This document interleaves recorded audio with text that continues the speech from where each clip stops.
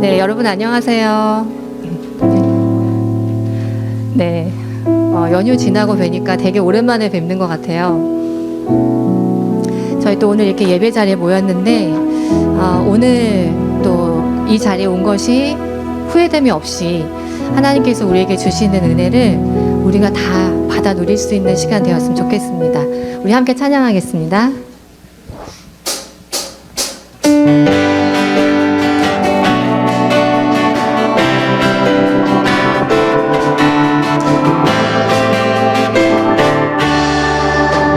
나의 반석이신 하나님,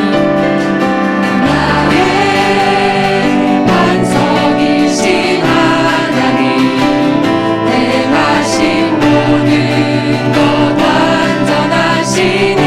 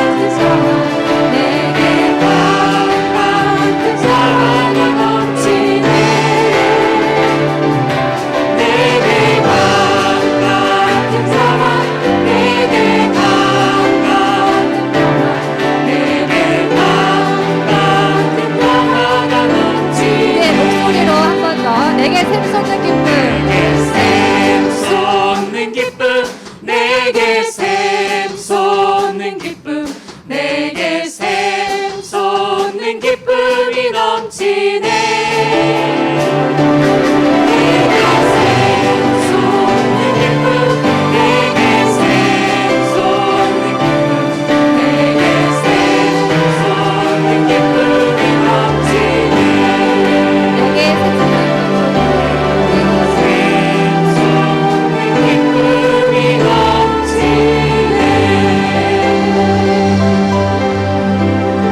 우리에게 기쁨 주시는 하나님을 찬양합니다.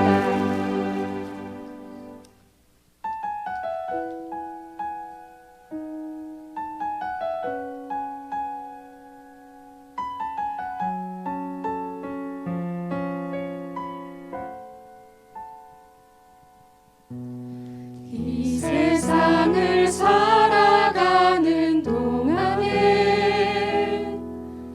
나의 힘을 의지할 수 없으니 기도하고 낙심하지 말 것은 주께서 참 소망이 되심이라. 하나님의 꿈이 나의 비전이 되고 예수님의 성품이 나의 인격이 되고 성령님의 권능이 나의 능력이 되길 원하고 바라고 기도합니다.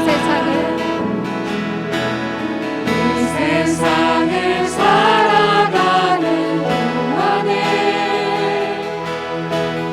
나의 힘을 의지할 수 없으니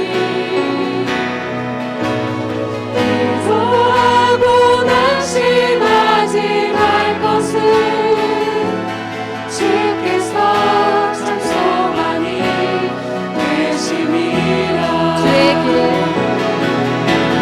주의 길을 걸어가는 동안에 세상의 것 의지할 수 없으니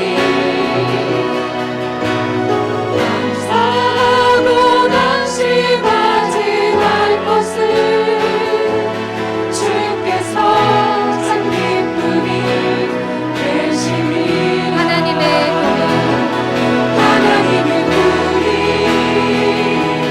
나의 비전이 되고 예수님의 성품이 나의 인격이 되고 성령님의 권능이 나의 능력이 되길 원하고 바라고 기도합니다. 하나님의 꿈이 나의 비전이 되고 예수님의 성품이 나의 인격이 되고 성령님의 권능이 나의 능력이 되길 원하고 바라고. 우리 오늘 한번 다시 고백합시다. 주의 길을 걸어가시고 주의 길을 걸어가는 동안에 세상의 것 의지할 수 없으니 감사하고 낙심하지 말 것은 주께서 참 기쁨이 되심이라. 하나님의 꿈이 나의 비전이 되고 예수님의 성품이 나의 인격이 되고 성령님의 권능이 나의 능력이 되길 원하고. 우리 한 번 더 고백합시다. 하나님의 꿈이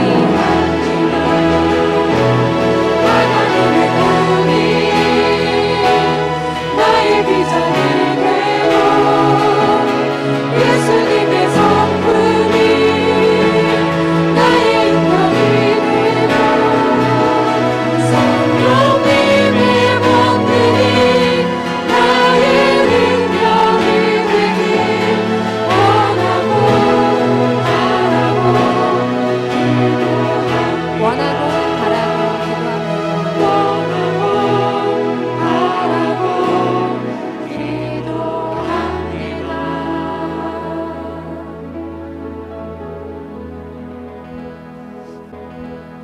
하나님 감사합니다. 우리가 함께 모여 말씀을 나누고 찬양합니다. 하나님 이 자리에 임재하여 주셔서 영광 받아 주시옵소서. 우리의 삶이 하나님께 드려지는 예배가 될 수 있도록 이끌어 주시옵소서. 우리 사랑하시는 예수님의 이름으로 기원하옵나이다. 아멘. 이렇게 찬양팀이 이렇게 앞에 나와 주시니까 되게 좋네요. 네, 위에 서 주시니까. 네. 안녕하세요. 네, 안녕하세요. 잘 지내셨어요? 정말 그 명절 지나고 나니까 엄청 오랜만에 뵙는 것 같아요. 그죠? 학기가 시작하는 느낌이에요. 애들도 그럴까봐 걱정이네요. 공부를 한참 해야 되는데. 그죠? 오늘은 그 덕이랑 동동에서 여러 그 다른 우리 동네 분들하고 나눌 이제 강의를 여러분과 또 나누려고 합니다. 이건 다음 주 월요일 날 나눌 내용인데요. 함께 나누시면서 교육을 대안적으로 생각할 뿐만 아니라 자녀들과 함께 대안적인 교육을 실천하고 계신 여러분에게 더 도움이 되시기를 바랍니다. 제목을 같이 한번 읽어주시겠어요? 격려하는 부모. 잘 기억이 안 나시겠죠? 명절이 지나서. 근데 그 전에 우리가 교육을 존재적으로 보지 못하기 때문에 많은 어려움이 있고, 이 교육이라는 게 모두에게 좋은 것일진데 누군가에게는 성공으로 가는 길이 되고 누군가에게는 자존감이 깎이고 난 실패할 수밖에 없다, 이런 걸 배우는 시간이 되는 이 사회의 어려움에 관해서 좀 나눴습니다. 그리고 교육의 중심을 존재로 가져와야 된다는 것을 나눴고요. 근데 방법이 없었죠. 그럼 교육의 그 존재를 중심으로 온다는 건 무엇이냐, 그리고 우리는 그것을 구체적으로 가정에서 어떻게 실천할 수 있느냐, 그런 이야기들을 오늘 나누려고 합니다. 그런데 제가 워낙에 그 실제적인 사람이 아니다 보니까 실천적인 걸 제가 얘기를 드려도 되게 추상적으로 느껴지긴 할 거예요. 그래서 여러분이 알아서 잘 실천해 보시고 이러면 좋더라, 그런 거 알려주시면 좋을 것 같아요. 여러분에게 그 질문을 좀 드리고 싶은데요. 여러분, 진학 중심 교육과 진로 중심 교육 중에 어떤 것이 우리 아이에게 필요하다고 생각하세요? 물론 이 둘 다가 필요한 거는 맞는데 둘 중에 좀 더 중점을 좀 둬서, 이 진학 중심 교육이라는 것은 그 학력 위주의 교육이죠. 진로 중심 교육은 직업이나 적성 혹은 그 사람의 직업 가치관, 이런 것들 위주의 교육이라고 할 수 있을 텐데요. 대안학교에서 이런 걸 물어보는 게 함정이죠. 근데 우리 마음 깊숙한 곳에는 대안학교를 다니지만 진학 중심 교육이 중요하다는 것을 인정하는 부분도 있고, 진로 중심 교육이 중요하다고 여기긴 하지만 그 방법에 대해서 명확하지 않은 부분도 있을 것 같아요. 그냥 뭐 여러분이 일반인들이라면 손들어 보라고 얘기하겠는데, 뭐 사람 시험하는 것도 아니고 솔직하게 말할 수 없는 분위기에 손들라고 하면 괴로우니까 그냥 제 마음속으로만 한번 생각해 보세요. 그래도 아직은 우리나라는 진학이지, 아니야 진짜 진로 중심이어야 돼, 이런 마음을 가지고 한번 이야기 나눠보시면 좋겠어요. 2023학년도 대학 수학능력 지원자 현황입니다. 2023학년도라는 것은 무슨 얘기를 하냐면 2023학년도에 입학할 사람들을 위한 수능을 이야기하는 겁니다. 올해 11월에 보는 시험이 2023 수능인 거예요. 그래서 2023 수능을 내년 거라고 생각하시면 안 됩니다. 그러면 정말 관심이 진짜 없으신 분인 거예요. 장난이 아닌 거예요. 위기감을 가지셔야 되는 정도로. 올해 시험 보는 아이들이 몇 명인 것 같아요? 딱 보면 알겠죠? 네. 사회교과에서는 통계를 잘 읽어야 되는데 여러분 몇 명이죠? 숫자는 세실 수 있잖아요. 50만 명, 50만 명. 8,030명이 적은 숫자가 아니지만 50만 명 앞에 보니까 없는 것 같죠? 약 50만 명이 이번에 대학 입시에 지원합니다. 보세요. 그런데 여러분, 그 재학생이 몇 명이에요? 35만 명이에요.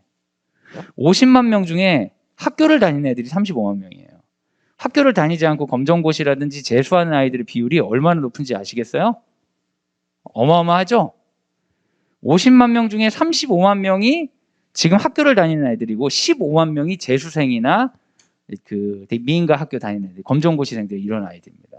그러니까 이 대학 입시의 이 경쟁이라는 게 지금 우리 학교를 다니는 아이들뿐만 아니라 바깥에 있는 애들이 비율이 엄청 높은 거예요. 50만 명 시험 봅니다. 그럼 여러분 우리 아이들도 지금 고3 학생들 시험 얼마 안 남았고, 또 여기 있는 친구들도 특별히 대한민국에서 큰일 있지 않는 한 수능은 있을 것 같은데, 수능을 봐야 되는데, 여러분은 진로하고 상관없이 진학이라고 이야기했을 때 그래도 어느 대학 이상은 좀 가야 된다는 생각이 있으세요?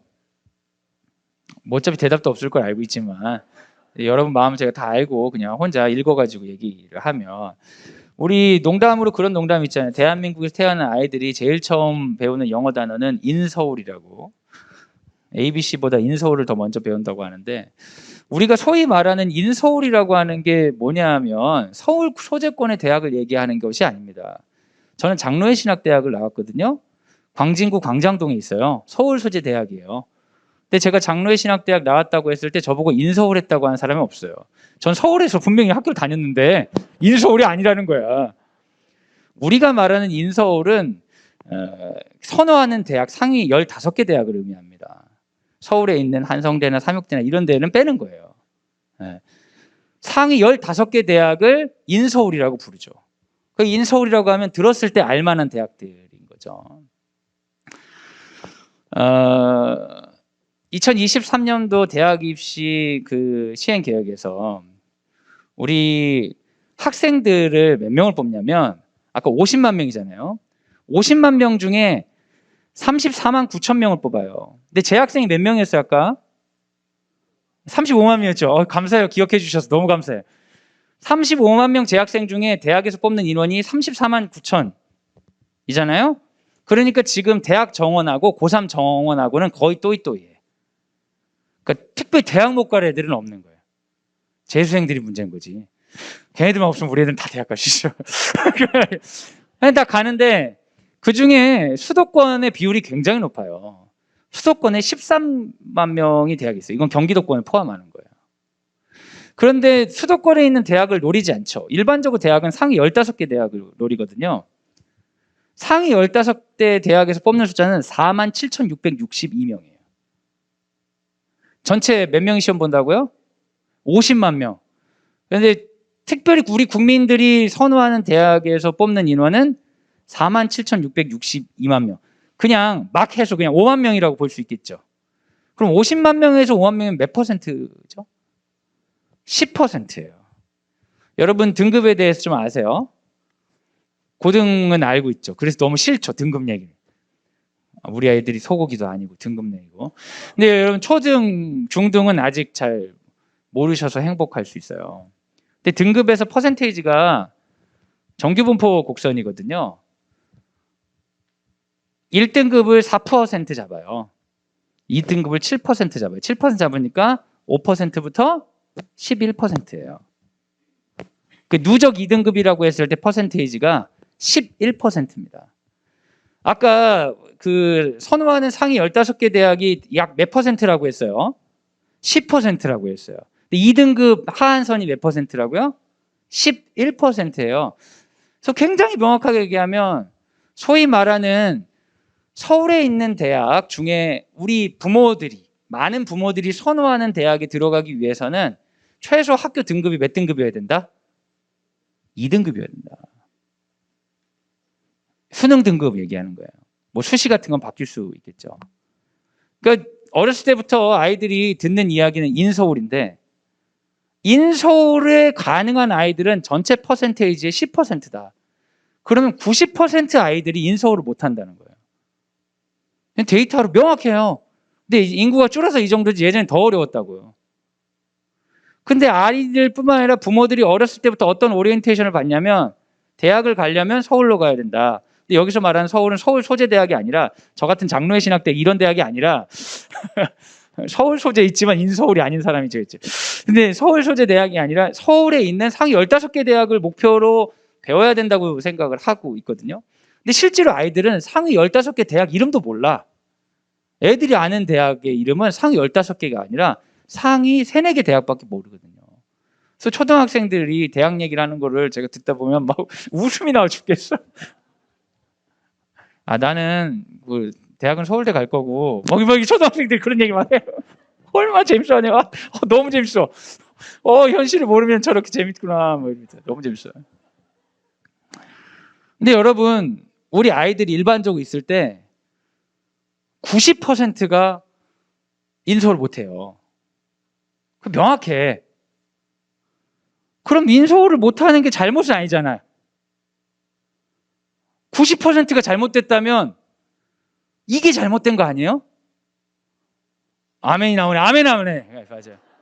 여러분, 법과 제도는 누구를 위해서 있는 거예요? 이게 정규 분포 곡선이라고 했을 때 법과 제도는 사실 제일 많은 사람이 혜택을 볼 수 있도록 만들어져야 되는 거예요. 교육이라는 것은 우리를 성장하고 발달시키는 건데 이 교육이라는 제도가 우리 사람들 중에 대부분이 문제가 있고 실패했다는 메시지를 듣게 만든다고요. 너무 충격적이지 않습니까? 그런데 아무렇지 않게 인서울 얘기하는 거예요. 요즘에 제 아이가 이제 게임 때문에 갈등이 좀 있었어요. 저희 남자아이랑. 여자아이가 참 좋더라고요. 물론 뭐 여자아이들도 갈등이 있으신 분이 많이 있으시겠지만 남자애들은 왜 이렇게 게임을 좋아하는지 모르겠어요. 얘가 게임 때문에 갈등이 있는데 이제 문제는 지난 학기까지는 애들이 축구를 했어요. 근데 이번 학기부터 축구를 안 하는 거야. 유행이 게임으로 갔어요. 망조가 된 거지, 망조가. 망하겠구나, 애들이. 근데 이제 게임을 스포츠 같이 하니까 같이 하는 거예요. 같이 하면 내가 조절할 수 있어요, 없어요? 없어요. 모든 약속은 무의미해. 몇 시까지 하기로 했는데 친구들이랑 같이 하는데 그때 내가 나가. 그럼 그 게임에서 지는 거예요. 엄청난 사회적 처벌이 기다리고 있어요. 그런데 그 사회적 처벌을 피하기 위해서 가정에서 끝까지 버티고 게임을 하면 정말 생존의 위협이 기다리고 있죠. 이 갈등 가운데 우리 아들이 몸이 부서지는 고통을 경험하더라고요. 그래서 제가 이야기했어요. 너 어떻게 살고 싶냐? 그냥 편하게 살고 싶다는 거예요. 아주 훌륭한 대답이라고 생각했어요. 얼마나 좋은 대답이에요? 편하게 살고 싶어도 솔직히 말하면 우리 부모들이 그렇게 경제력이 많지 않다. 근데 우리는 경제력이 많지 않은 것 때문에 플러스에 자식이 많다. 너는 나보다 더 어렵게 생활할 거다. 제가 형밖에 없거든요. 전 형제가 둘인데 우리 집은 셋이잖아요. 그래서 네가 직업을 갖긴 해야 될 거 아니냐. 직업을 가져야죠. 어떤 직업 갖고 싶냐. 그냥 편안한 직업을 갖고 싶다는 거예요. 근데 여러분, 편안한 직업을 얻는 과정은 어려워요. 애들이 착각하는 게 있어. 편한 직업은 편하게 얻는 줄 알아. 편한 직업을 얻기 위해서는 어려워야 되잖아요. 그래서 제가 얘기해 줬어요. 너 이번에 수능 몇 명 보는지 아니? 막 또 헛소리 하는 100만 명? 막 20만 명? 막 아무 소리나 해. 무식하니까. 50만 명으로. 너는 직업은 그런 게 하고 싶고 그러면 대학은 안 가도 가겠다. 편하게 하려면 사실은 공무원 시험 준비하는 게 제일 좋긴 한데 뭐 경제적으로 그게 막 이렇게 큰 그건 아니고 또 막 다이내믹한 삶은 아니지만 안정성은 그게 있으니까 너한테 공무원이 좋겠다. 그럼 대학은 안 가도 되겠는데? 준비하는 것도 괜찮겠어. 그랬더니 그래도 대학은 가야 되지 않을까요? 막 이래요. 한국 사람이라 그래. 한국 사람이라. 전 세계 누구도 그런 말을 안 해요. 그래도 대학은 가야 되지 않을까요? 세계 누구도 그런 얘기를 안 해요. 근데 한국 사람들은 그렇다고. 대학을 아주 하찮게 여기고 있어요. 왜 대학을 가야 돼? 그래도 이렇게 학교를 다녔는데 대학을 가야죠. 이제 쓸데없는 생각을 하는 거예요. 그럼 뭐 대학을 가야 되면 어차피 뭐 안정적인 직업을 위해서 준비하는데 대학을 갈 거면 아무 대학이나 가면 되겠다. 그래도 이름 있는 대학 가야 되지 않냐는 거예요. 전형적인 한국 사람입니다, 진짜. 우리 집에서 전혀 그렇게 교육 시킨 적이 없어요. 초등학교 때 내가 막 대학 안 가도 되지 않냐 얘기해서 훌륭하다 그랬어요. 근데 이제 아무래도 학년기가 되고 그러니까 얘가 자연스럽게 사회적 부담을 느끼는 거예요. 자연스럽게. 그래 이름 있는 대학을 가고 싶으면 좋긴 한데 네가 말한 이름 있는 대학은 인서울인데 그러면서 제가 사람들한테 맨날 하고 다니는 이 얘기를 저희 아들한테는 안 했거든요. 다다다다다 했어요. 2등급이다. 되겠냐? 열심히 해야겠네요. 근데 저는요. 열심히 해서 된다고 생각하지 않아요. 열심히 해서 될 사람들이 있겠지만 이거 확률이잖아요. 10%에 드는 게 열심히 하면 됩니까, 여러분? 그거는 확률을 너무 모르는 사람들의 얘기 아닌가요? 어쨌든 내가 열심히 안 했는데 애들이 더 놀면 10% 안에 들 수도 있는 거고, 내가 열심히 했는데 그해 재수생들이 미친 듯이 날뛰고 재학생들이 미친 듯이 날뛰어서 내가 다른 학년 같았으면 10%에 들 수 있는데 이번 학년들은 10%에 못 들 수도 있는 거잖아요. 그러니까 학생들은 모두 불안해요. 너무 불안해. 인서울 못하는 것도 불안하고, 인서울 하는 애들도 자기가 생각한 대학 못 갈까 봐 불안하고, 그 대학 간 애도 대학 이름을 하나 올리지 못한 것 때문에 불안하고, 그 대학에 들어간 아이도 거기서 친구들보다 못할까 봐 불안하고요. 한국 사회에 마음이 편안한 사람은 아무도 없어요. 모든 사람이 열등감과 불안을 가지고 있어요. 제가 되게 충격받은 적이 있어요. 제가 공부를 그렇게 잘하진 못해가지고 그냥 공부를 즐겁게 하며 살았거든요. 근데 진짜 공부를 잘하는 분을 만났어요. 이분은 서울대 법대를 나오셨더라고. 그때는 의대보다 법대였거든요. 근데 이분이 열등감이 있는 거예요. 깜짝 놀랐어요. 저희 근무했던 선생님 중에 서울대 물리학과 나오신 분이 있어요. 물리교육과. 이분이 열등감이 있어요. 어떤 열등감이냐면 물리에 대한 열등감이 있어요. 너무 충격적이지 않습니까? 서울대 물리교육과인데 자기는 고등학교까지 자기가 못하는 게 없어. 너무 잘해 다. 그래서 아버지가 교목이었어요. 아버지가 교목이어서 이제 선생님들이 꿈이 좀 작은가 봐. 애가 교사가 되길 원했나 봐요. 그렇게 공부를 잘했는데. 그래서 별로 이제 진로에 대한 고민 없이 교사가 되려고 했는데 과학 잘하고 물리 잘하니까 물리교육과 간 거예요. 근데 서울대 물리교육과를 가니까 자기가 물리를 제일 못하더래. 그 전에는 다 자신 있었는데, 모든 게 자신 있었는데 주전공인 물리가 자신이 없어요. 과학 선생님인데 과학을 제일 싫어해. 근데 물리를 우리가 보기엔 천재적으로 아는데 끊임없는 상대평가 가운데 사니까 자기가 너무 이상하게 보이는 거예요. 그러다가 가수한다고 나갔잖아요. 그 선생님한테 배운 애들도 지금 있는지 모르겠네. 그 선생님 너무 좋은 선생님이었는데. 여러분, 이 어른들은 이게 레이스가 끝날까요? 공부가 어른이 되면 돈입니다. 돈 못 벌어서 진짜 미칠 것 같아요. 지금 겨울만 되면 그냥 주인집이 이사 가라고 하면 어떡하지? 그런 생각만 하고 살아. 제가 주님만 생각해야 되는데. 여러분, 이게 2019년 자료예요. 2019년 자료에 소득 10%는 7천만 원이에요. 개인이, 이건 가정소득 아닙니다. 개인으로 10% 안에 드는 사람 7천만 원, 2019년에. 지금 2020, 21, 22니까 거의 비슷할 거예요. 얼마 그렇게 단위가 다르진 않을 텐데. 저는 상위 10%에 못 들어요. 너무 유감스럽죠. 여러분 중에 상위 10%에 드는 분들이 있을 거예요. 저희 형이 상위 10%에 들어요. 대기업에 있거든요. 근데 저희 형은 저랑 제 아내랑 둘이 벌어서 버는 것보다 돈을 더 버는데 그렇게 어렵다고 하더라고요. 경제적으로. 왜 우리한테 그런지 모르겠어요. 여러분, 어렸을 때는 공부를 안 한 것 때문에 다 열등감에 찌들어 살다가 어른이 되면 돈이 없는 것 때문에 그렇게 괴로워요. 항상 실패한 느낌이 있어요. 제가 장신대 다닐 때 교수님 중에 한 분이 기독교 윤리를 하신 분이 있어요. 기독교 윤리를 하신 분은 사회문화를 공부하신 분인데 그 아내분도 교수였거든요. 부부 교수예요. 근데 우리같이 거의 돈 없이 거지같이 사는 전도사들한테 부부 교사인데도 너무 힘들다고 이런 얘기를 하더라는 거예요. 부부 교수인데. 근데 학생들이 힘이 없으니까 힘드시겠어요 하고 받아줬죠. 우리들은 진짜 최하위층 같이 살고 있는 사람들한테 나쁜 새끼죠. 지금 생각해보면. 목사에다가 사회문화를 공부하는 놈이 말이야. 사회적으로 어떻게 돌아가는지 아는 놈이 자기 연민에 빠져가지고. 죄송해요. 너무 제가 솔직하게 얘기할 때. 여러분 진짜 짜증나지 않습니까? 90%가 문제 있다고 말하고 90%가 부적합하다고 말하는 사람. 근데 10% 안에 들어가도 모든 사람이 불안한 세상. 뭔가 잘못됐다고 느껴야 되지 않습니까? 왜냐하면 사회 문화는 전체를 위해 돌아가는 게 맞지 않을까요? 대다수를 위해서.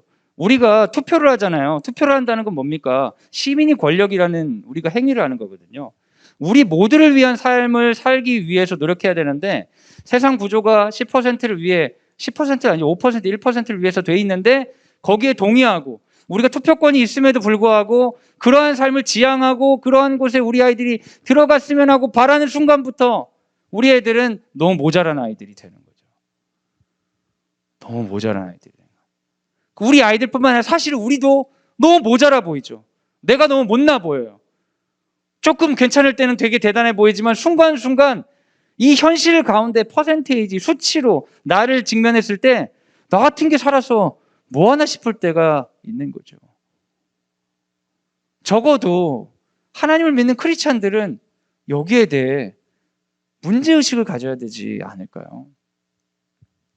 청소년이 고민하는 문제의 대부분이 성적입니다. 항상 명확해요. 그럴 수밖에 없죠.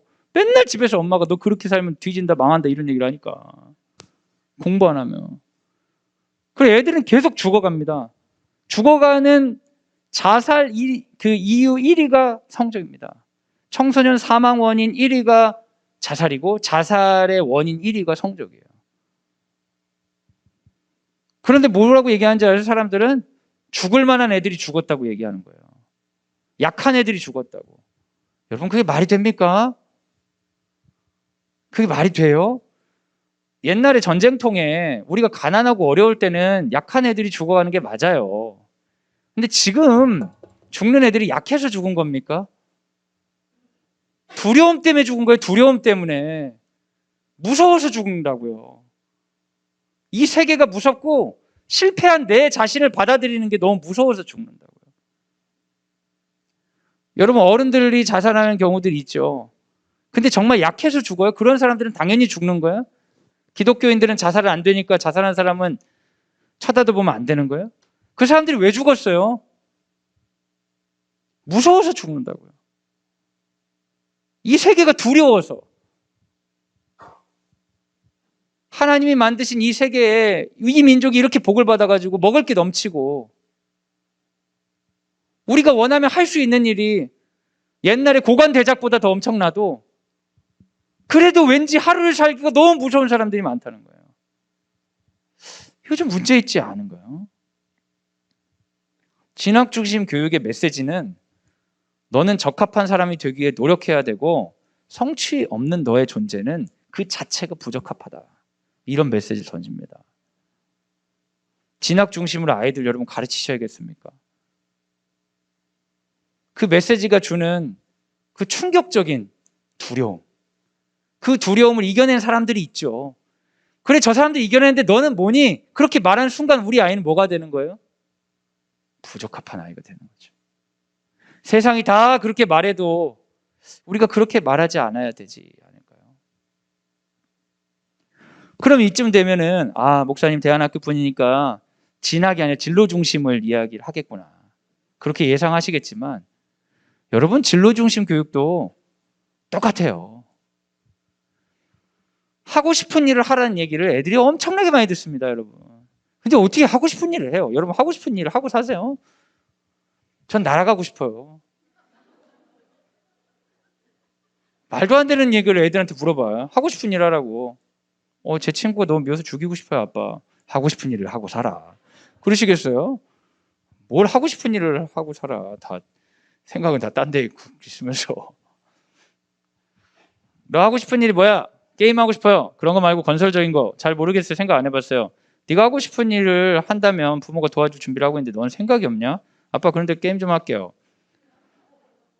여러분 얘네들은 생각이 없어요. 왜냐하면 모르기 때문에요. 두려움밖에 없어요. 어떻게 생각을 해요? 여러분 아셨어요? 직업이 어떻게 돌아갈지? 저 어렸을 때 회사 다니는 어른들은 앉아서 뭘 하는지 너무너무 궁금했어요. 왜 앉아있지 계속? 너무너무 궁금했어. 뭘 하는지 몰라. 근데 그걸 어떻게 하고 싶어 해요. 말도 안 되잖아. 애들의 꿈은요. 의사, 교사, 공무원, 연예인 이런 거예요. 특징이 뭔지 아세요? 눈에 보이는 것들이에요. 주변에 저런 거 하고 사는구나. 이렇게 눈에 보이는 사람밖에 원할 수가 없어요. 이 동네 애들은 파일럿을 원하는 애들이 있어요. 그래서 그럼 니네 아빠 파일럿이지. 그러면 네, 다 그래. 모르는데 그거를 원하기는 어려워요. 요즘 정보가 많아지고 뭐 이렇게 해서 애들이 여러 가지 직업의 흥미도는 높아졌죠. 흥미도가 높아져도 성숙도가 높아질 수는 없잖아요. 직접 그 일을 못 해보잖아요. 그러니까 아이들이 말할 수는 없어요. 근데 부모들은 자기가 하고 싶은 일이 되게 많잖아요. 젊었을 때 내가 이거 했으면 되게 대박 났을 것 같은 게 많잖아요. 그러니까 하고 싶은 일을 부모가 밀어주지 않아서 자기가 망했다고 생각하는데 그렇지 않아요. 여러분 열심히 안 해서 망한 거예요. 그리고 열심히 하는 건 발견해야 하는 건데 그 발견은 자기가 하는 거지 남이 해줄 수가 없어요. 진로중심 교육을 위해서 교육부에서는 자유학기제, 자유학년제를 도입합니다. 교과 시험 없이 주제 선택과 동아리 활동 등으로 체험과 경험 활동을 제공하죠. 그런데 여러분 주제 선택 동아리를 하니까 너무 재미있고 좋아요. 우리 광성대림학교는 자유학기제 되기 전부터 자유학기제를 했어요. 애들 해외에도 데려가고 막 다양한 경험을 해. 애들 풍부해져요 삶이. 근데 자유학기제 하면서 애들이 이걸 직업으로 삼아야겠다 그런 친구들은 압도적으로 비율이 낮아요. 지난 학기에 저희 딸아이가 드론부를 했던 것 같아요. 너무 드론부가 재밌다는 거야. 뭐가 그렇게 재밌어? 선생님이 너무 좋대. 뭐야? 드론하고 아무 상관이 없더라고요. 그냥 친구들이랑 잘 맞는데 합이. 여러분 전국에 있는 자유학기제 했을 때 진짜 많이 있는 클래스가 뭐냐면 바리스타랑 쿠킹 클래스예요. 애들한테 인기가 많아요. 근데 그걸 하면서 내가 바리스타가 돼야겠다. 난 쿠킹 클래스를 평생 먹고 살겠다 하는 아이들 거의 없어요. 자유학기제, 자유학년제는 주로 다양한 취미들을 배우는 경우가 많죠. 왜 아이들이 이걸 심각하게 직업으로 고려하지 않는지 아세요? 이건 사회 구조적 문제예요. 애들의 문제가 아니에요. 여러분, 직업별로 소득 격차가 너무 많이 나는 거예요. 나는 평생 바리스타 하면서 살면 좋겠다. 마음은 먹을 수 있어요. 근데 딱 봤을 때 직업별 소득 격차나 경제 상황을 딱 본 순간 아이들 이건 취미로 생각할 수밖에 없는 거예요. 아이들에게 여러분 진로 중심으로 꿈을 찾으라고 하지만 꿈을 찾아 가기에는 너무나 많은 용기가 필요해요. 너무 두려워요. 왜냐하면 이 세계에서 직업 소득 격차가 많이 나기 때문에. 실제로 여러분 꿈을 중심으로 한 나라들 있죠. 뭐 덴마크나 이런 나라들.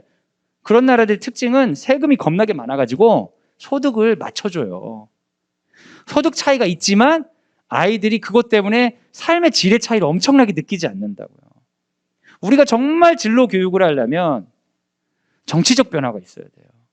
사회를 신뢰하고 세금을 많이 내는 문화가 돼야지 아이들은 자기 꿈을 위해서 살 수 있어요. 그런데 여러분 지금 우리 정부에 대한 신뢰가 없잖아요. 여러분 정부에 대한 신뢰가 있으세요? 세금 많이 걷으면 그래 이걸 통해 우리 아이들이 잘 살 수 있을 거야 이렇게 느낌이 드세요? 누가 또 해먹고 있겠지 이런 생각이 드세요? 정치를 보면서 신뢰하기가 쉽지 않죠. 이 돈 가지고 자기 친인척 뭐라도 해주겠구나 이런 느낌이 들잖아요. 우리는 세금 적게 낼수록 좋은 나라죠. 그런데 어떻게 진로 중심 교육을 하냐고요. 그럼에도 불구하고 용기를 가지고 진로 교육 중심 교육을 하고 아이들에게 진로를 위해서 이 학교가 이렇게 하는 거는 이 사회가 변하길 기대하는 게 아니라 세상의 두려움에도 불구하고 맞서서 싸우는 우리 아이들이 세상의 변화를 이끌기를 원하는 간절한 소망 때문이죠. 하지만 현실적으로는 어려운 일이에요. 보세요. 기업의 고위 임원이 2018년 평균 소득이 1억 5천이래요. 연극 뮤지컬 배우 평균이 1,300만 원이에요. 연봉이 1,300. 연봉이 1,300. 그러면 100만 원도 못 버는 거죠?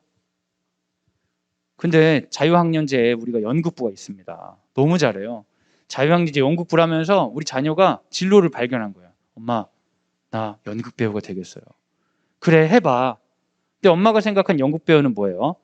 아주 대형 뮤지컬에서 앞에 나서는 지금 이 순간 막 하면서 막 지금 이 순간 스포트라이트 딱 받는 그런 분들을 떠올리면서 애한테 하라고 하잖아요.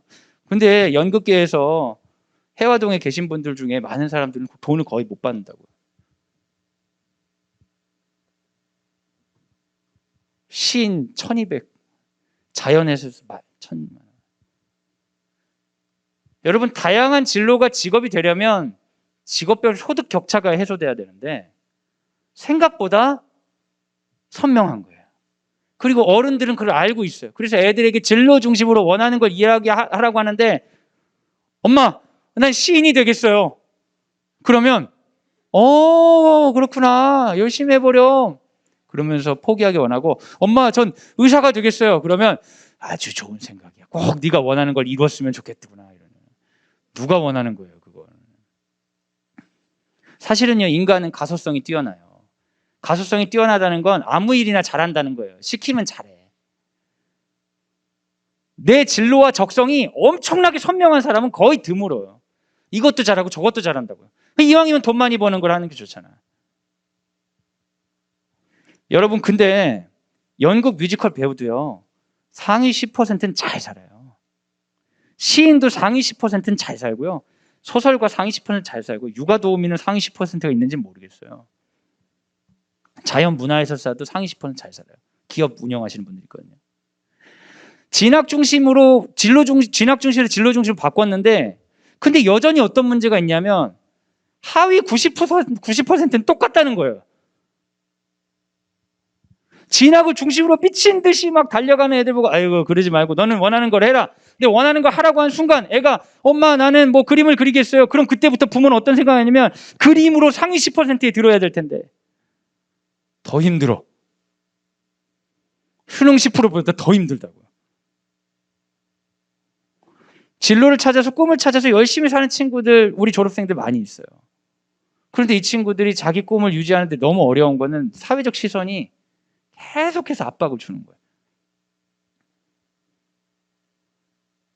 여러분, 진학 중심이냐 진로 중심이냐고 했을 때 우리가 크게 놓치는 게 있어요. 뭐냐면, 우리가 뭘 놓지 않고 그걸 보냐면, 어차피 진학이든 진로든 우리의 마음속엔 성공이 있는 거예요.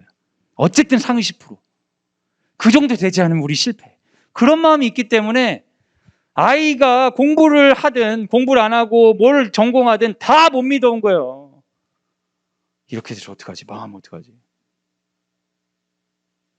교육에 관해서 우리가 질문해야 될 질문은 아예 새로운 거예요. 뭐냐면, 이 아이가 어떻게 성공할지에 대한 질문을 버리고, 어떻게 이 아이가 자기 존재답게 살아갈 수 있을지 질문을 바꾸지 않으면, 무슨 진학 중심이든 진로 중심이든 별의별 좋은 교육을 갖다 대도 여전히 부모 안에 성공에 대한 감각이 살아있고, 이 아이도 성공하지 않으면 실패한 인생이라는 이 생각이 들어있으면 다 두려워 떨고 어느 정도 성공을 이루어도 열등감 가운데 살 수밖에 없다는 거예요. 만약 우리가, 여러분, 무슨 일제강점기여가지고 다 수탈해가고 겨우겨우 살아야 되고 그러면 친일 행적을 해서라도 저 안에 들어라, 그렇게 이야기할 수 있겠죠. 굶어 죽으니까. 그런데 여러분, 지금 그런 때 아니잖아요. 상위 10%가 아니라 90% 안에 있지만 행복할 수 있단 말이에요. 우리 아이들의 존재, 그리고 실제로 재화도 그렇단 말이에요. 그런데 왜 우리 모두는 우리 아이들이 문제가 있고 자기 꿈을 가지고 그 자리에서 행복하면 한심한 사람인 것처럼 보게 만드냐? 우리의 교육이 그런 메시지를 주고, 우리 부모가 그런 메시지를 자녀에게 주고, 자녀는 자기 자신에게 그런 메시지를 던지면서 자기를 한심하게 여기고, 두려우니까 도피하고 회피하려고만 하고, 오늘 그 사람으로 만족하면서 사는 게 잘못이냐? 이 질문에 전 어른으로서 떳떳하게 대답할 수가 없습니다. 누군가는 이 교육에 관해, 정치 사회를 다 바뀌어서 무슨 기본소득을 주는 나라를 우리가 갑자기 바꿀 수는 없겠지만, 사회 신뢰도를 갑자기 올릴 수는 없겠지만, 적어도 이런 의식을 가진 사람들이 자기 아이들은 좀 보호해야 되지 않을까요? 적어도 믿음이 있는 사람들은 믿음으로 우리 아이들에게 그 존재가 힘을 낼 수 있도록 용기를 북돋아 줘야 되지 않겠습니까? 그래서 오늘 주제는 격려하는 부모예요. 여러분, 우리가 할 수 있는 유일한 게 이거예요. 뭐냐면 용기를 내라고 말하는 거예요. 용기 내. 너한테 이 결정, 이 결과, 이 성취를 가지라고 말하는 게 아니라 계속 용기 내라고 말하는 거예요. 아이들은 너무 두려워서 뭔가를 하면서도 두려워 떨고 있고요. 어떤 아이는 실패할까 봐 아예 피하고 노는 것만 하고 있어요. 근데 아이들이 자기가 해야 될 일에 직면하고 그 직면에 실패할 수 있도록 계속 용기를 주는 일이 부모가 할 수 있는 유일한 일이에요. 너 잘할 수 있어. 이거 얘기하는 게 아니라 힘든 일이야. 힘든 일이지만 네가 부딪혀야 되는 일이야. 너의 일이야. 너의 일이야. 계속 이야기해 줘야 돼요. 저는 청년들한테 전화를 받고 찾아와서 상담을 받는데요. 졸업생들이 왜 오겠어요? 제가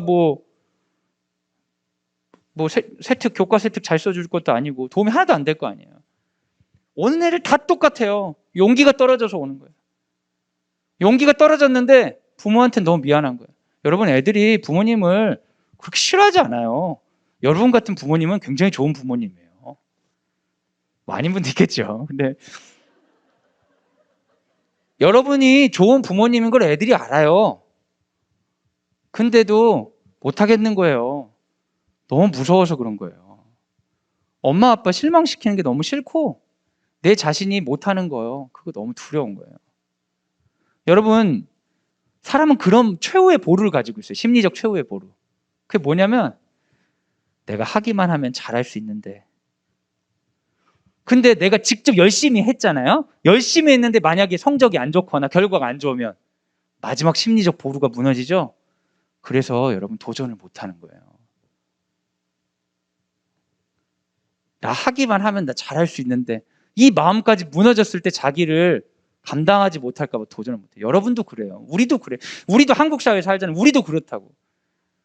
우리도 지금 용기를 내야 되는데 용기 못 내고 피하고 딴 사람한테 맡기고 남 욕하고 그러는 게 있잖아요. 근데 여러분, 용기 내세요.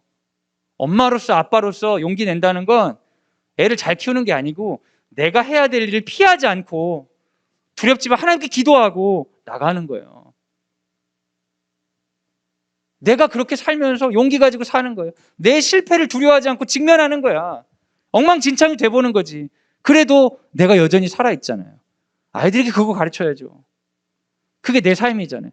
남들이 나한테 너 몇 %냐 몇 점이냐 나한테 기준되는 거는 난 모르겠지만 적어도 그 어려움과 그 아픔에도 불구하고 계속 이어져 왔던 내 삶이 있잖아요. 그때 나다운 삶을 이야기할 수 있는 거죠. 근데 나다운 삶을 살려고 하면 사람들이 계속 주변에서 얘기한다고요. 넌 몇 %고 어떻게 살아야 되고. 그 계속 두려워서 나다운 삶도 못 살겠고 저 사람들 만족시키는 삶도 못 살겠고. 능력 있는 사람 어때요? 나다운 삶 못 하겠지만 저 사람들 만족시키느라 미치겠는 거예요 지금. 이걸 멈추는 순간 큰일 날 것 같고. 모두 다 지금 굴레에 빠져 있는 거와 같은 거예요. 진학 중심, 진로 중심 다 허울만 좋은 거짓말이에요 여러분. 하나님이 우리에게 성공을 요구하신 적이 없어요. 하나님이 우리에게 성공을 요구하신 적이 한 번도 없어요. 인간이란 존재는 태어났다가 그 은혜를 누리고 죽으면 끝이에요. 우리에게 삶을 허락하셨지 이게 성공이죠. 여기서 다른 사람보다 뛰어난 삶을 요구하신 적이 없어요. 이 사회가 우리에게 요구하죠. 그래야 국가도 발전하고 유익이 있으니까요. 우리도 우리 자녀들에게 그런 걸 요구할 수 있어요. 근데 그러면 안 돼요 여러분. 우리 아이들에게 필요한 건 격려예요. 그리고 현실에 대한 감각이에요. 아프리카 부족들은 그런 게 있어요. 예전에 성인식이 있어요. 성인식 나이가 우리 한 중학교 한 중3 정도 될 것 같아. 그럼 걔네들이 뭘 특별한 걸 하는 게 아니에요. 사냥에 데리고 나가고 전쟁에 데리고 나가는 거예요. 성인식은. 그 전까지는 지 맘대로 살아도 돼. 근데 그때부터는 실제적인 업무에 투입시켜야 돼요. 여러분, 애들 보호하면서 키우면 안 돼요. 큰일 나요. 평생 보호하게 됩니다. 여러분, 나이가 아니라 그 아이들 나이가 40, 50이 될 때까지 보호해야 돼요.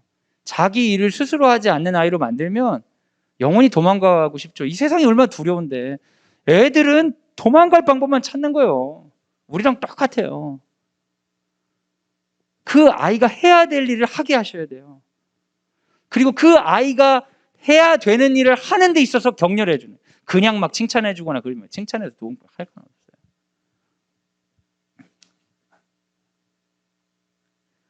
모든 사람의 질문이 실패하면 안 되나요? 제가 드리고 싶은 거예요. 실패하면 안 되나요? 모든 사람은 실패하기 싫어요. 제가 연락 온 청년들한테 맨날 하는 얘기가 그래요. 도망갈 생각하지 마. 어제 졸업생이 저한테 연락을 했어요. 가끔 전화해요. 걔 너무 귀여워. 남자인데 그렇게 건방질 수가 없어요. 제 주변에 그렇게 건방진 애가 없어. 너무너무 귀여워요.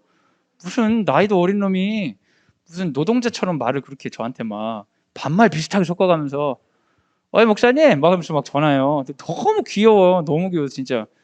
오늘 걔가 어렸을 때부터 진로가 이제 그 소방관을 하고 싶었어요. 소방공무원. 그래서 준비도 하고 막 했거든요. 근데 갑자기 얼마 전부터 연락 와가지고 막 신학에 대한 고민이 있다고 막 그래요. 교회에서 신학에 대한 고민이 있다고 잘 들어주니까 관심 끌라구나 뭐 그런 생각하고 말았는데 진지하게 전화하고 너무 고민이 된다는 거 찾아오겠다는 거예요. 그래서 오면 안 돼.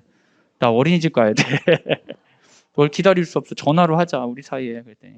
그랬더니 애가 너무 고민이 돼. 신학을 하려면 신학대학원을 가야 되는데 지금까지 공무원 준비를 했으니까 둘 중에 고민이 된다는 거예요.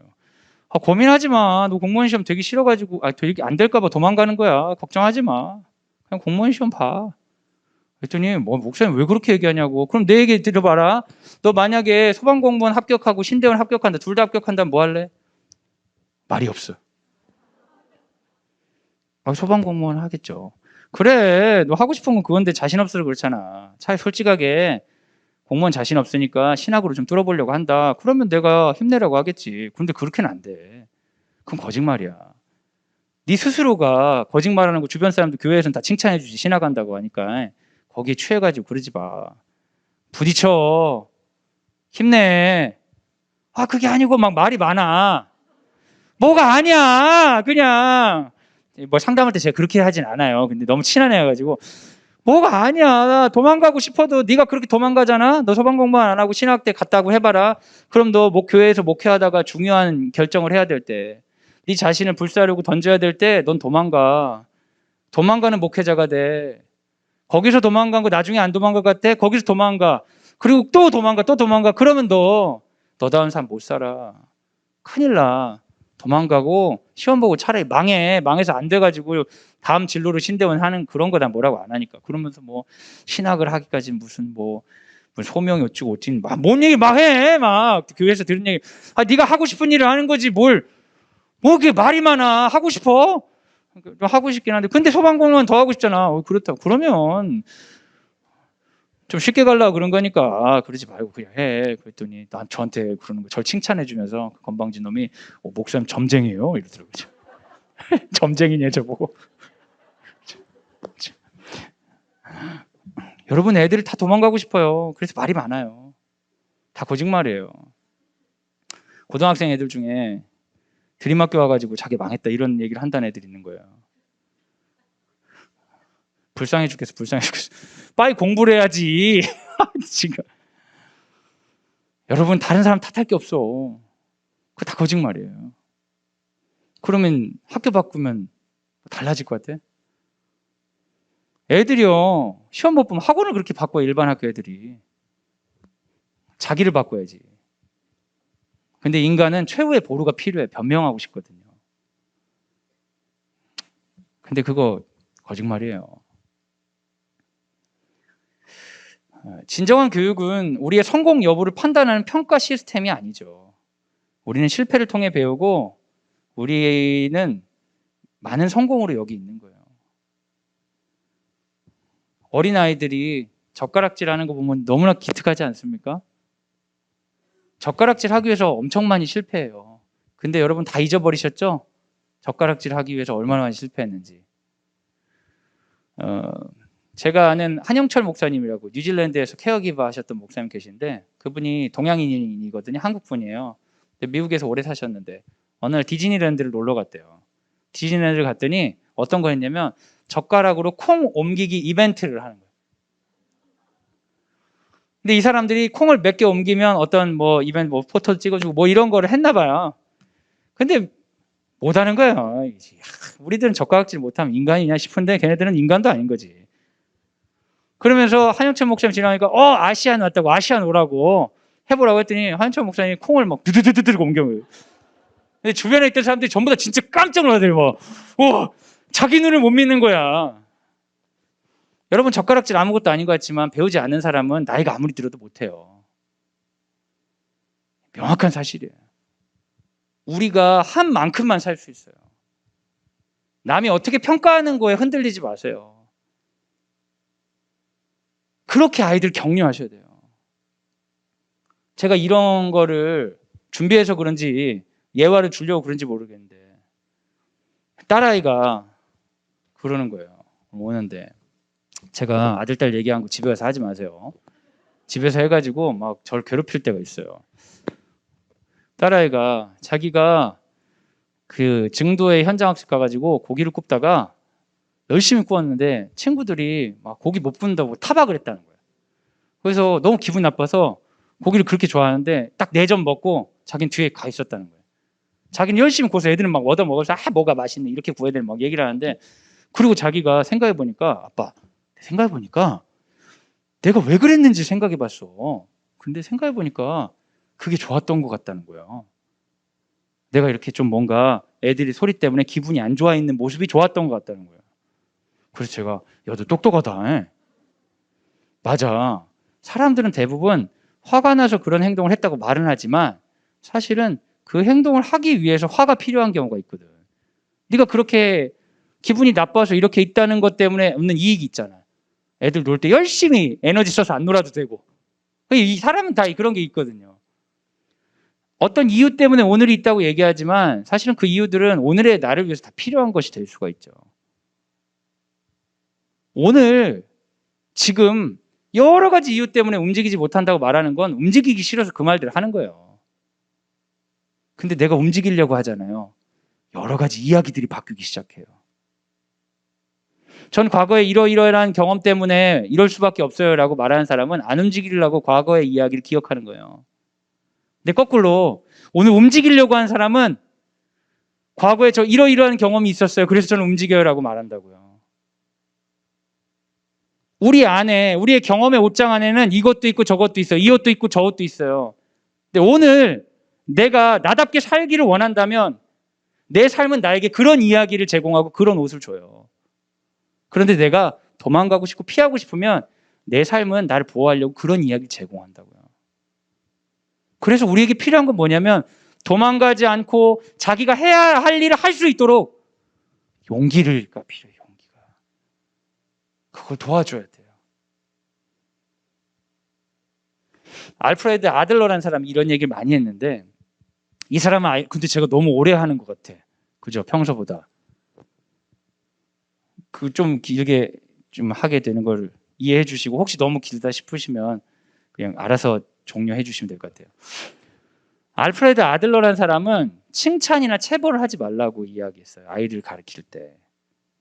왜냐하면 칭찬을 하면 아이들은 칭찬받기 위해서 움직이고 체벌을 하면 체벌을 안 받기 위해서 움직여요. 그러면 칭찬하는 사람이나 체벌하는 사람이 사라지면 그 아이는 뭘 할까요? 아무것도 안 하는 거예요. 그러니까 내 눈앞에서 애가 잘한다고 해서 좋아할 것도 아니고 그 아이가 스스로 뭘 하는지를 관찰하고 스스로 할 수 있는 일을 계속 격려해야 된다고 이야기하고 있어요. 이런 연구들은 많죠. 그러니까 시끄럽게 떠드는 아이들에게 이 아이들을 어떻게 없애고 싶어서 할아버지가 얘들아 니들 떠드는 소리가 너무 좋구나. 맨날 여기서 놀면 내가 1,000원씩 줄게. 그렇게 해서 1,000원씩 준다는 거야. 그리고 나서 일주일 지난 다음에 이제 애들아 내가 돈이 없어서 돈을 못 주겠다. 미안하다. 그래도 열심히 놀아주려면 그러면 애들이 야 우리가 돈도 안 받고 왜 노냐? 이러면서 안 논다는 거예요. 사람이 보상에 길들여지면 그 순간 자기를 잃어버려요. 여러분 돈과 권력과 교육과 그게 다 좋은데 그게 중심이 되면 내가 안 중요해진다고요. 자발성을 보상으로 전환하면 자기다운 삶을 멈춥니다. 그 칭찬도 별로 좋은 거 아니에요. 왜냐하면 남의 칭찬받기 위해서 움직이기 때문에 온몸이 병나거든요. 스탠퍼드의 드웩 교수팀의 실험이 있는데요. 이 실험은 이 사람뿐만 아니라 여러 사람이 했어요.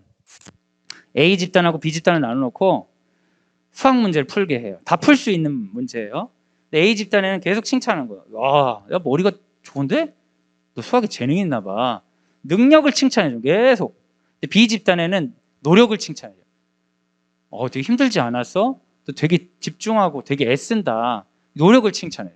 그리고 나서 A 집단과 B 집단에게 다음 문제를 고르게 합니다. 옵션을 주는데 옵션은 상위 난이도 문제와 하위 난이도 문제를 주는 거예요.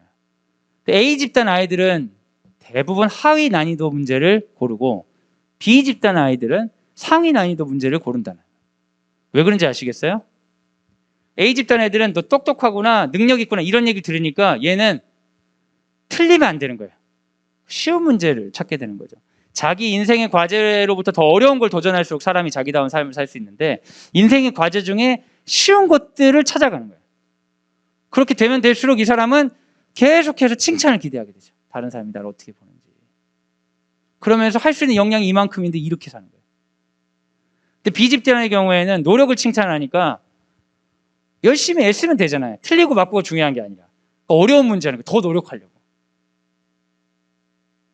자기 존재가 하는 행위를 보고 그걸 격려해 주는 거. 도망가는 것에 대한 책임을 온전히 부모가 져주는 게 아니라 그 아이가 지게 하는 거. 그런 것들이 격려하는 방법이 될 수 있습니다. 이 사람 얘기 또 했네. 알프레드 아들러가 했던 내용을 제 말로 요약한 거예요. 우리가 할 수 있는 유일한 일은 그 사람이 자기 과업에 직면할 수 있도록 용기를 주는 것이다. 여러분 내일 그 거룩한 빛 운정교회에서 광성드림학교 그 홍보를 위한 헌신 예배 있습니다. 제가 설교를 하는데요. 만약에 제가 너무 두려워서 설교를 못 하겠다고 한다면 여러분 중에 누가 저를 대신해 설교를 해주실 수 있을까요? 생각만 해도 재밌는 상상력이죠. 저는 거의 불효자라 어머니랑 연락도 잘 안 하는데 어머니가 저의 두려움을 알고 그래? 그럼 내가 해줄게 해가지고 어머니가 오실 수 있을까요? 택도 없는 소리죠. 그건 제가 해야 되는 일이에요. 그리고 제가 용기를 내야 되는 거죠. 주변에 있는 여러분들이 그런 저에게 해주실 수 있는 건 뭐예요? 용기를 내라고 격려하는 수밖에 없어요. 그 사람이 그 사람의 길을 갈 수 있도록. 만약 제가 너무 용기가 없어서 설교를 안 갔어요. 그럼 그 사회적 처벌을 어떻게 누가 받아야 돼요? 제가 받아야죠. 그거 대신 받아주겠다고 여러분이 막 막아서고 목사님을 뭐 해안하지 마세요. 지금 큰 교회 목사님들이 잘못 저지르면 성도들이 나와서 대신 시위하는 걸 보면 불쌍해 죽겠어요. 자기 일을 잘 못하는 사람들 때문에 여러 사람들이 의로운 일인 줄 알고 씨알데기 없는 일을 하고 있는 거 보면 말도 안 되는 일이죠. 우리도 마찬가지고 우리 자녀들도 마찬가지입니다. 그 아이가 훌륭하고 대단한 사람이 될 필요는 없습니다. 우리에게 배워야 되는 건 자기 삶을 소중하게 여기고 자기 존재를 귀하게 여기고 그 존재가 성장할 수 있도록 피하지 않고 과제에 직면하도록 용기를 주는 일밖에 없어요. 그 유일한 일입니다.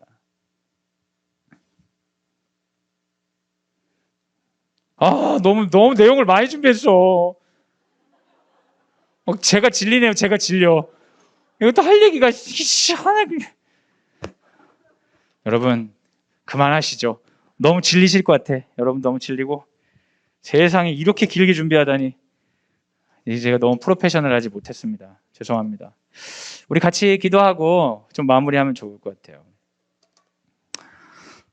우리 같이 기도할 때 부모로 불러주신 하나님 앞에 나의 불림바가 무엇인지 한번 돌아보면 좋겠습니다.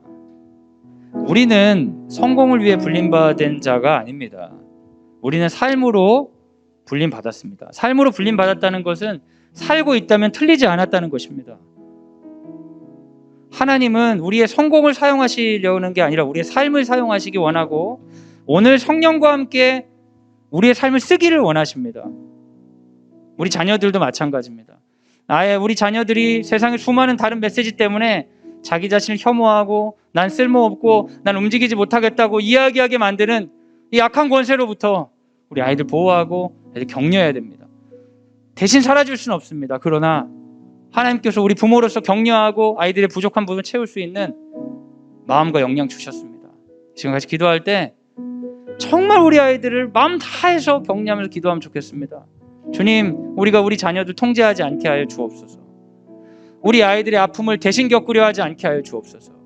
그 아이가 그 아이답게 살아갈 수 있도록 격려하게 하여 주시고 나도 내 삶을 나답게 살 수 있도록 잘 분리하고 나의 행복을 위해 나아갈 수 있도록 인도하여 주옵소서. 우리 같이 한번 기도하도록 하겠습니다. 함께 기도하겠습니다. 사랑하는 여러분, 이 시간 광성드림학교뿐만 아니라 이 땅에 있는 학생들을 위해 기도하기 원합니다. 우리 아이가, 저희 첫째 아이가 그래요. 애들도 다 게임하고 애들도 다 그런다고, 애들 그렇게 진지하게 안 산다고 그러더라고요. 그래서 제가 그랬어요. 그럼 걔네들은 미래에 뭘 해야 될지 고민이 없을 것 같아? 있겠죠. 그래, 부딪히지 않는 뿐이야. 없는 거 아니야. 누가 도와준다면 걔네들 할걸? 막막해서 그렇고 실패하기 싫어서 그런 거지. 그랬더니 그 아이도 인정하더라고요. 여러분, 한국 사회가 너무 힘드니까 많은 아이들이 도망가고 싶어 합니다. 그리고 그게 부모의 탓이라고, 사회의 탓이라고 하면서 자기가 해야 될 일로부터 분리되는 일들이 너무 많고, 사회가 그걸 조장해주고 사회가 그걸 통해 경제적 이득을 취하고자 하는 사업들이 많이 부흥하고 있어요. 우리 아이들 붙잡아야 됩니다. 우리가 우리 아이들에게 힘을 줘야 됩니다. 힘을 내라고 해야 됩니다. 대한민국에 있는 청소년들, 성공에 대한 감각 때문에 인생을 망치고 있는 수많은 청년들, 하나님 도와주시옵소서. 하나님께서 우리 한 명 한 명을 만드셨고 한 명을 귀하게 여기셨는데 그 귀함으로 하루를 살아도 충만하게 살 수 있도록, 이 땅에 있는 그 거짓말들, 악한 이야기들이 사라질 수 있도록 주님 인도하여 주시옵소서. 이 시간 이 땅에 있는 우리 학생들을 위해, 아파하는 청소년들과 우리 자녀들을 위해 함께 기도하도록 하겠습니다. 같이 기도하겠습니다. 사랑하는 여러분, 이 땅 가운데 하나님이 창조하신 존재의 기쁨을 누리지 못하는 수많은 사람들 때문에 하나님께서 성령을 통하여 성도들에게 마음을 부어주셔서 광성드림학교를 세워주셨습니다. 여기 안에 있는 우리들도 이렇게 두려워 떠는데 바깥에 있는 사람들 얼마나 어렵겠습니까? 우리가 존재하는 것만으로도 이 세계를 향한 저항이라 생각됩니다. 그런데 학교를 오해하고 귀족 학교라 이야기하기도 하고, 학교 내부에서도 학교를 통해 어떻게 하면 이득을 취할 수 있을지 머리를 쓰면서 정말 되도 않는 성공을 꿈꾸는 사람들도 이곳에 들어오기도 합니다. 우리 학교가 자칫하면 다른 학교 되기가 쉽습니다. 많은 사람들이 원하는 것과 야합하기 쉽고 세상의 문화는 전부 다 우리가 추구하는 가치를 우습게 여기기 때문입니다. 겉으로 번지르르 하지만 그래서 결국에는 성공에 이룰 수 있는 다른 방법의 하나로서 우리를 바라봅니다. 여러분, 그런 우리 학교가 새롭게 신입생을 뽑습니다. 기도해 주시기 바랍니다. 우리의 마음을 새롭게 하여 주시고 새롭게 공동체원들을 보내주셔서 이러한 사명 잘 감당하고 정말 은혜를 베푸시면 우리 자녀들이 자기다운 삶, 예수 안에 자유로운 삶, 누군가에게 지배받지 않는 삶 살아갈 수 있도록, 그리고 그렇게 살아가는 한두 명을 통하여 이 세계가 하나님 나라 닮아가는 나라 민족 될 수 있는 그런 세계를 섬기는 기독인 양성할 수 있도록 광성드림학교에 새로운 사람 잘 보내주시옵소서. 있는 사람들 사랑하여 주시옵소서. 졸업하고 다음 과정을 준비하는 친구들에게 은혜를 더하여 주옵소서. 우리 학교의 입학과 이런 과정들을 위해 함께 기도해 주시기 바랍니다. 같이 기도하겠습니다. 사랑하는 여러분, 여러 가지 기도 제목이 많지만 우리 또 학부모에서 기도 제목을 같이 공유해 주시고 기도회도 있으니까 같이 기도해 주시고요. 우리가 시간이 많이 돼서 한 가지만 기도하도록 하겠습니다. 우리 자녀들이 잘 성장해서 그런 일들을 하기를 기대합니다. 하지만 하나님께서 원하시는 것은 오늘 지금 여기서 내가 하길 원합니다. 하나님이 여러분에게 성공을 요구하신 적이 없습니다. 여러분 아멘이시죠? 우리 지금 여기서 하나님의 일을 할 수 있습니다. 아멘이시죠? 세상을 바꾸는 일 못하고 우리 아이를 잘 키우는 거 못하고요. 하지만 우리는 주의 일 감당할 수 있습니다. 하나님 우리 사용하시기 원합니다. 내 자신이 하나님 안에서 진리를 알지니 진리가 너희를 자유케 하리라 이야기하셨던 하나님께서 자유 가운데 내가 할 수 있는 일, 존재답게 살길 원하시고 이 구원을 전하기를 원하십니다. 지금 같이 기도할 때에 여러분 삶을 마음껏 축복하며 좀 기도하면 어떨까요? 엄마로서 잘해야 된다는 마음들, 딸로서, 자녀로서 잘해야 된다는 마음들, 사회적으로 이 정도는 살아야 된다는 마음들, 여러 마음들 때문에 듣지 못했던 나의 목소리를, 정말 내가 부딪혀야 되는데 부딪히지 못하고 피했던 나의 과제들을, 그리고 그 과제를 감당하느라 너무 지쳐서 격려가 필요한 나의 존재를 알아보면서 주님, 나는 오늘도 성령님과 함께 일어나겠습니다. 주님, 나를 사용하여 주시옵소서. 지금까지 사용하셨던 주님, 나를 사용하여 주시옵소서. 당신과 함께 난 끝까지 갑니다. 주신 삶을 선물로 끝까지 다 누릴 겁니다. 힘을 더하여 주시옵소서. 자기 자신 마음껏 축복하며 마지막으로 함께 기도하도록 하겠습니다. 함께 기도하겠습니다. 이렇게 하나님 앞에 나와서 기도할 수 있는 은혜를 주셔서 감사합니다. 하나님, 복음이 우리에게 필요합니다.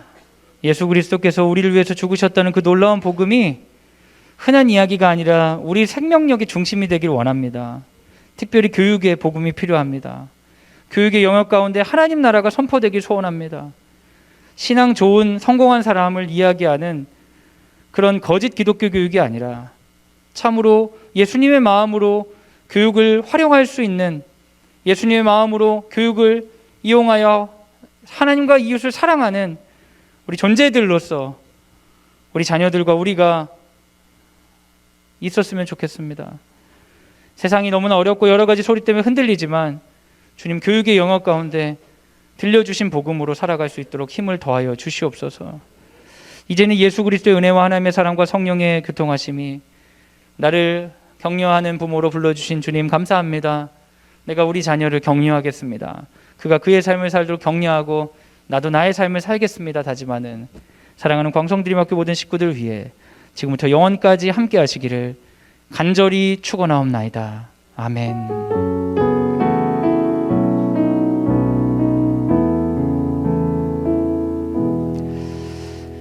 광고 말씀을 드리면요, 내일은 거룩한 빛 운정교회에서 헌신예배 있습니다. 어머니들 특송 준비 혹시 하셨나요? 네, 많이들 오셔서 이런 세대에 이런 선택을 하는 이런 또라이 같은 사람들이 이렇게 많다는 걸 한번 보여주시면 좋겠습니다. 우리 찬양팀도 준비해 주시죠? 네, 격려합니다. 제가 대신은 못하고 우리 힘내시라고 박수 한번 해주시기 바랍니다. 다음 주 화요일에는 그 광성드림학교 학부모 교육이 있습니다. 매일 하는 학부모 신앙교육 외에 그 교사들의 연구 모임을 발표하는 시간이 있는데요. 다음 주 화요일 10시부터 10시 30분까지. 그러니까 여러분 화요일에 오셨다가 들으시면 되는데요. 초등 과정에서는 성품 그 교육이 이루어지고 있는데 이게 자체 개발 과정입니다. 성품 교육이 어떻게 개발되고 어떻게 시행되었는지 오인주 선생님께서 발표해 주시고요. 중등 과정에서 있었던 독서 모임을 통해 학생들 생활 지도와 학습에 적용했던 부분을 어떻게 이루어졌는지 이일웅 선생님께서 발표해 주시고요. 고등과정 진로와 진학을 어떤 식으로 준비했는지 우리 고등학교 진로 진학 로드맵이죠. 2학년 때는 이렇게 했고 3학년 때는 이렇게 했다. 이런 과정들을 우리 강수현 선생님께서 발표해 주실 것입니다. 선생님들의 연구와 그런 발표들 들으시면서 함께 교육에 동참하는 시간 되시면 좋겠습니다. 다른 광고사항 혹시 있으실까요? 네, 없으시면 차 잘 빼주시고요. 다음 주에 뵙도록 하겠습니다. 감사합니다.